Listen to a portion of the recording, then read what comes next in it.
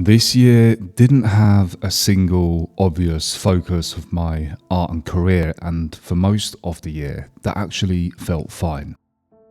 I went into 2025 knowing that I didn't want to lock myself into a narrow box too early. I wanted to give myself space to explore, space to speak, space to try things publicly rather than privately. At the start of the year, especially with my YouTube channel, the intention was very clear. Experiment. Experiment with formats, experiment with pacing, experiment with talking more openly about mindset, productivity, and the reality of being an artist. That mindset was encouraged as well. The advice at the time wasn't narrow down, it was explore broadly and see what resonates. But as the year went on, and especially towards the final months, a familiar question surfaced again. The question of focus. The question of choosing a niche. The question of whether doing many things was helping or hurting. And that's really where this reflection begins. So while I sketch, I'm going to think out loud about what actually mattered this year. Not in theory, but in practice, and what I consciously chose not to rush. One thing that's become very clear to me in hindsight is that although this year might look busy or even fragmented from the outside, internally it never actually felt scattered. It felt full, yes. It felt layered, but not chaotic, especially in terms of my art. When you're inside a year like that, it can be quite hard to explain what's really happening beneath the surface, especially in a world where everything gets flattened into short clips, labels, or outcomes. Most of what I worked on in 2025 wasn't new territory for me. It wasn't a sudden change of direction or a series of sharp pivots. It was familiar ground, revisited with more intention, more consistency, and more awareness than before. And that distinction matters. There's a big difference between jumping from thing to thing because you're unsure who you are, and maintaining multiple practices that have been built up slowly over years. From the outside, those two things can look identical, but from the inside, they feel completely different. One is reactive, the other is deliberate. I think when people talk about focus, that nuance often gets lost. Focus is usually described as doing one thing and eliminating everything else. But sometimes focus looks like staying committed to several core practices and simply refusing to abandon them when they stop feeling exciting. I wasn't reinventing myself every month. I wasn't waking up and deciding to become a different kind of artist depending on the week. I was reinforcing pillars that already existed: drawing, painting, teaching, traveling, reflecting, and allowing them to strengthen alongside each other. And at the time, that can feel ambiguous because you don't get the immediate reassurance of a single label or a single direction. But looking back now, I can see that what I was really doing was maintaining continuity. I was staying in relationship with the work I'd already committed to, rather than chasing novelty for the sake of clarity. There was something in the back of my mind that I knew I was working towards, something greater, something that would link all of these different disciplines together, but I couldn't quite put my finger on what that was. And I think that's something a lot of artists struggle to articulate, especially when they're in the middle of it, because foundations don't announce themselves. They don't feel dramatic. They just quietly hold everything up, and you keep returning to them time and time again. And once I started looking at the year through that lens, foundations rather than appearances, one area in particular stood out very clearly. Because if there was one practice that quietly ran underneath almost everything else I did this year, it was figure drawing. Not in a dramatic way, not as a headline, but as a constant. And the more I reflected on that, the more I realized how intentionally unexciting that choice actually was, and why that actually mattered. Figure drawing has been part of my life for a long time now. I think at least since I was about 15 years old when I first attended life drawing classes whilst at Northbrook College in England. It's not something I picked up recently, and it's not something I ever really step away from completely. But in 2025, the relationship changed slightly. In fact, it was actually probably mid-2024. It became less about exposure or practice for practice's sake, and more about depth. It was taking me somewhere. There was a good reason for me to do it, other than just pure interest and joy of the work. At the start of 2024, I had a very clear pull towards character work, concept art, narrative-driven imagery, worlds and figures that carry story. That pull never went away. If anything, it got stronger. One of my goals was to become proficient character artist so I could work in the entertainment industry, either for film or game studios, even if it was just to be a freelancer and do it partially on top of my traditional work. But instead of responding to that impulse directly, I chose to slow it down. Also based on some feedback with my portfolio during that year. I chose to stay with figurative drawing and anatomy longer than felt strictly necessary. And that decision, of course, wasn't glamorous. There's a particular kind of frustration that comes with anatomy work. You can put in hours, weeks, and feel like very little has changed on the surface. Progress is subtle, sometimes almost invisible. But I've learned over the years that anatomy has a delayed payoff. It doesn't reward you immediately, it rewards you later when you stop thinking about it. And that understanding shaped a lot of my decisions this year. I knew that if I rushed into character design without deepening my anatomical understanding and improving my figurative drawing so I could depict the characters that I wanted to depict from imagination and create these beautiful, story-rich narrative scenes with epic compositions, I'd be building on something fragile. The work might look interesting for a while, but it wouldn't hold up under repetition, or mistakes to the trained eye would become obvious. So instead, I decided to commit to repetition. Weekly figure drawing, returning to fundamentals, and having regular feedback on top. Letting the same problems surface again and again until they started to dissolve. And this is a process that has been ongoing and will continue to go on. There's always so many more things you can learn in any discipline, in any area of art. You can go to different levels and different stages until you really, really get to know something.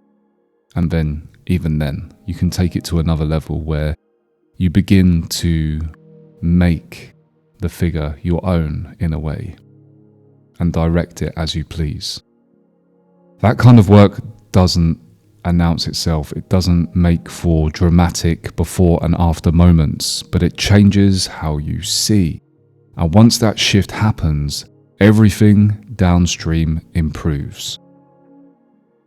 One of the hardest things for artists to accept is that skill doesn't always develop in the direction you want it to.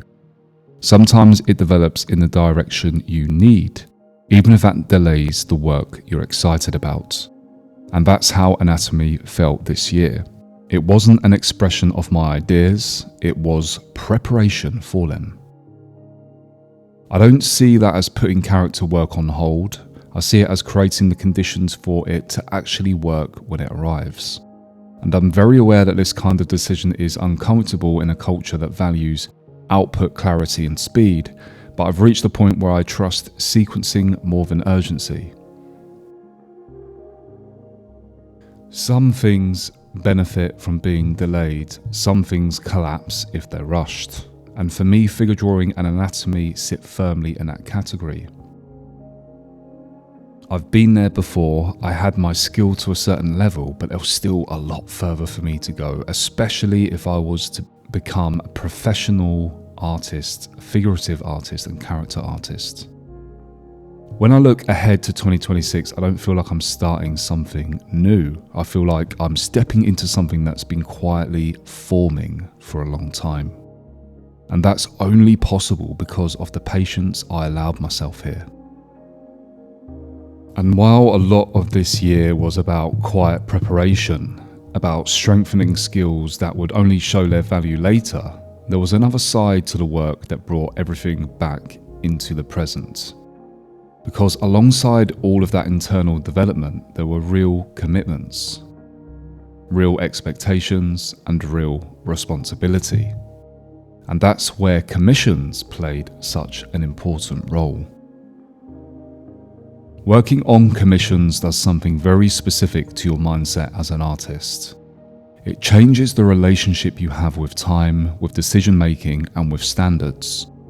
When you're making work purely for yourself, there's a lot of flexibility. You can pause, abandon, rework endlessly, or move on when something stops feeling right. Sometimes artists will step away from a painting for years.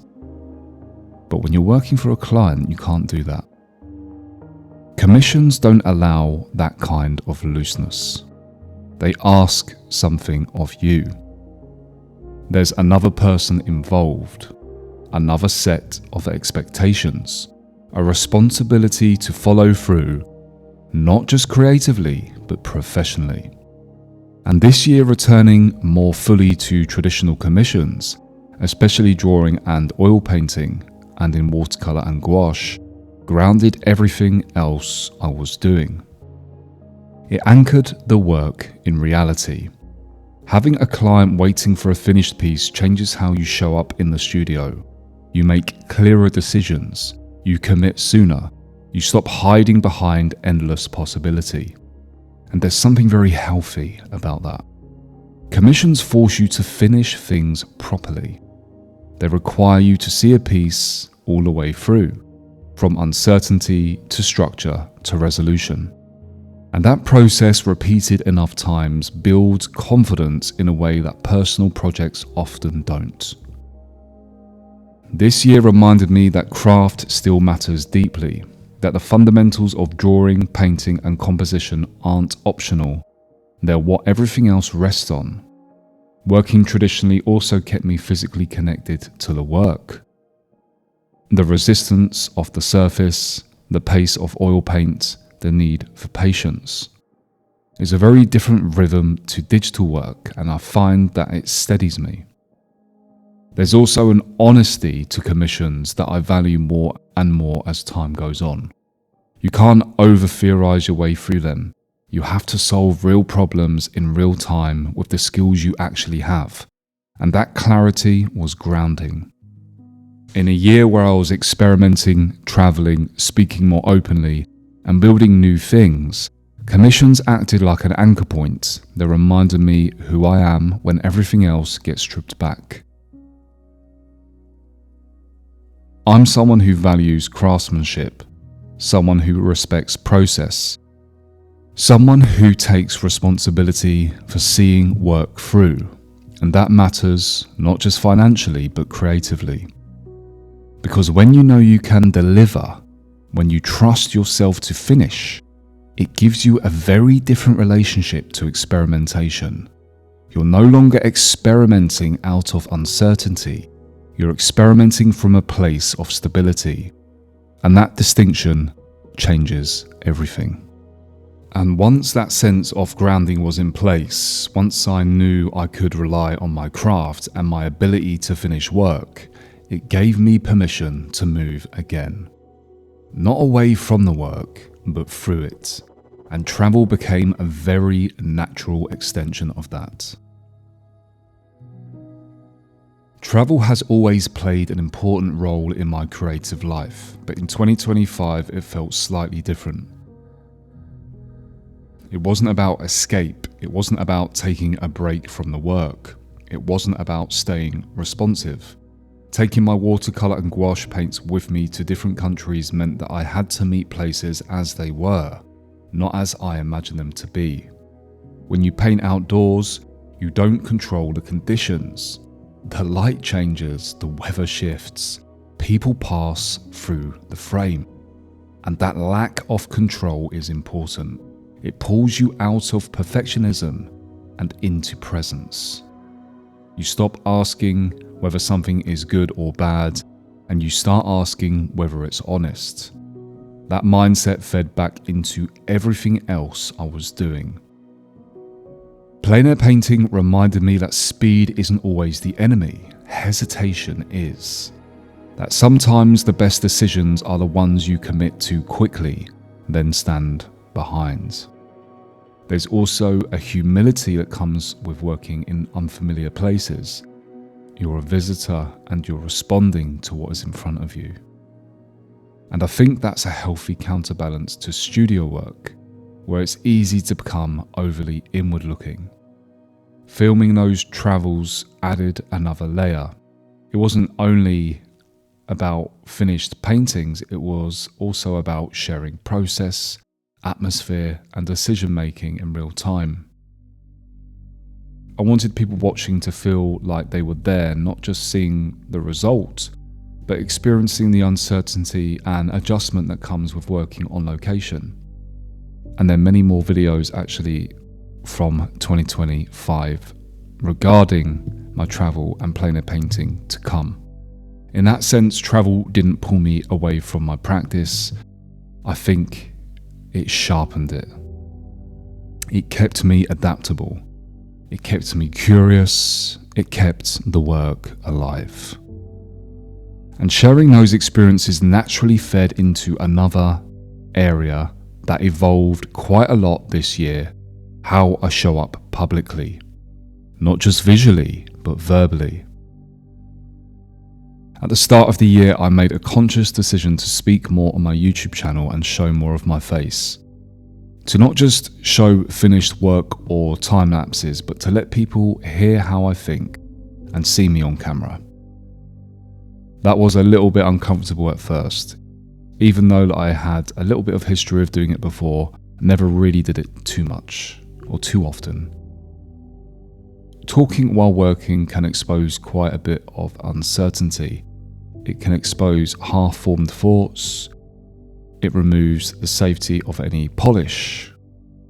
But that discomfort turned out to be part of the value. I tried different formats, different pacing, different levels of structure. Some videos were tightly planned, others were much more conversational. And not everything landed the same way, but that wasn't the point. The real shift came from consistency. Showing up regularly, even when I didn't feel particularly articulate or inspired, changed my relationship to content completely. It stopped being a performance and started becoming a practice. And through that practice, something interesting happened. My voice clarified. Not because I found the perfect way to say things, but because repetition stripped away the need to impress. I began to trust that the right people would stay and the wrong people would move on. That trust is incredibly freeing. It also reinforced something for me. Visibility doesn't require certainty. You don't need all the answers to speak honestly about where you are. And that mindset carries over into everything else: teaching, community, and creative work. If you enjoy this kind of quiet reflection and drawing, you'd probably enjoy the sketching hours and conversations we have in my community. No pressure, it's just a space to practice together. And once I started speaking more openly, once I stopped treating my thoughts as something that needed to be fully formed before being shared, something else began to take shape naturally. Conversations deepened, connections formed, and out of that, community emerged. Starting my artist community was never meant to be a big launch or a bold announcement. It grew quietly. It came out of sketching hours, ongoing conversations, shared frustrations, and a mutual desire to simply practice together. What surprised me most was how much teaching clarified my own thinking. When you try to explain fundamentals to someone else, drawing, structure, consistency, mindset, you're forced to confront what you actually believe, not just what sounds good. You can't hide behind vague ideas. You have to be specific. You have to be honest. And that process sharpened me, helping other artists slow down, focus on fundamentals, and build sustainable habits made me reflect more deeply on my own. It highlighted patterns, it exposed inconsistencies, it reinforced what actually works. One of the most valuable things about community is that it mirrors you back to yourself. You see where people struggle and often recognize your own past self in them. And that creates empathy, patience, and perspective. It also reinforced something I care deeply about. Art doesn't need to be a solitary pursuit to be serious. There is an element of strength in shared practice. There's motivation in quiet accountability. There's growth in showing up together. The community didn't pull me away from my work, it grounded it. And it was from that place, with stronger foundations, more clarity in my voice, and a growing sense of responsibility, that the question of focus surfaced again, not as a demand, but as an invitation. Towards the end of the year, the conversation around choosing a niche came back into focus. It wasn't new advice. I'd heard it before, many times actually, over many years. But this time it landed differently. Earlier in the year, experimentation made sense. Exploration was the point. I was learning how I wanted to show up creatively and publicly. But once momentum existed, once some systems were in place, narrowing started to feel like a question of timing rather than identity. And that distinction is important. Choosing a niche too early can be just as limiting as never choosing one at all. It can lock you into a version of yourself that hasn't finished forming. At the same time, avoiding focus indefinitely creates friction. So for me, the question wasn't, should I choose one thing? It was, what's ready to be refined and what still needs space. Some areas of my work clearly benefited from repetition and depth. Others needed patience. And I've learned to respect that not all answers arrive on the same schedule. I'm comfortable leaving some things unresolved because I trust the groundwork that's already been laid. When I look back on 2025 now, I don't see a scattered year. I see a year that was quietly structural. A year where strength was built rather than displayed. A year where foundations mattered more than labels. If you're watching this and your own year feels unclear or unfinished, I'd encourage you to zoom out a bit. What feels unfocused up close often reveals a shape with distance. Some years are about expression, some are about preparation, and the difficult part is that they often feel the same while you're inside them. So if you're in a season of building, even if it doesn't look impressive yet, foundations don't announce themselves, but everything rests on them.